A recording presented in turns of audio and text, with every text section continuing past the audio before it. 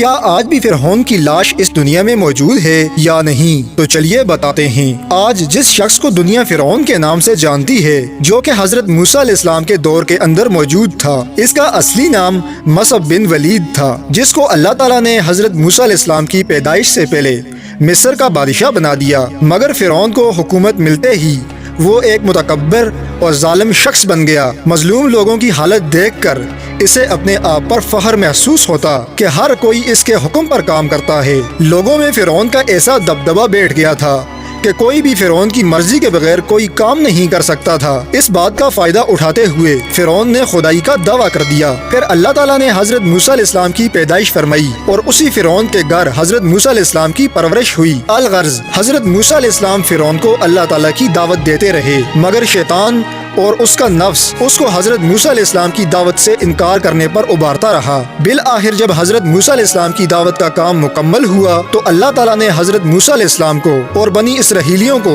فرعون کے ظلم و ستم سے نجات دینے کا فیصلہ کیا اور فرعون کے ماننے والے لوگوں کو پانی کی موت دے کر عبرت کا نشان بنایا۔ دوستو، آج سے 3000 سال قبل فرعون ریڈ سی میں اپنی 16 لاکھ فوج کے ساتھ غرق ہوا تھا، جبکہ قرآن مجید کے اندر اللہ تعالیٰ نے فرعون کو مخاطب کرتے ہوئے فرمایا کہ غرق ہونے کے بعد ہم تیرے بدن کو پانی سے نکال دیں گے تاکہ تیرا بدن پچھلے لوگوں کے لیے قدرت خداوندی کی نشانی اور عبرت بن جائے۔ اللہ تعالیٰ کے اس ارشاد کے مطابق فرعون آج بھی اس دنیا میں موجود ہے، جو کہ 3000 سالوں سے لوگوں کے لیے عبرت کا نشان بنا ہوا ہے۔ مگر کیا جو لاش مصر کے عجائب گھر میں رکھی گئی ہے، کیا وہی اصلی فرعون ہے جو کہ حضرت موسیٰ علیہ السلام کے دور میں تھا؟ تو اس کے متعلق کوئی انسان دعوے کے ساتھ یہ بات نہیں کہہ سکتا کہ یہ وہی فرعون مصعب بن ولید ہے جو کہ حضرت موسیٰ علیہ السلام کے دور میں تھا، کیونکہ فرعون کے ساتھ اس کی 16 لاکھ فوج بھی اسی سمندر میں غرق ہوئی تھی جس میں فرعون ڈوب مرا تھا، کیونکہ وہ بھی فرعون کے ماننے والے تھے اور ان کے جسم بھی پانی میں ہی غرق ہوئے تھے۔ کیا مصر کے عجائب گھر میں پڑی ہوئی لاش فرعون کی کسی سپاہی کی نہیں ہو سکتی؟ اور دوسری بات، اس وقت دنیا میں فرعون کے جسم کی طرح ہزاروں لاشیں برآمد ہوتی جا رہی ہیں جن کو 3000 سال سے 5000 سال پہلے ممی بنا کر محفوظ کیا جاتا تھا۔ اس کے علاوہ قرآن مجید میں فرعون کی لاش کے بارے میں یہ تو کہیں نہیں بتایا گیا کہ اس کی لاش قیامت تک رہے گی۔ البتہ قرآن پاک میں ایک جگہ اس کے متعلق ارشاد ہے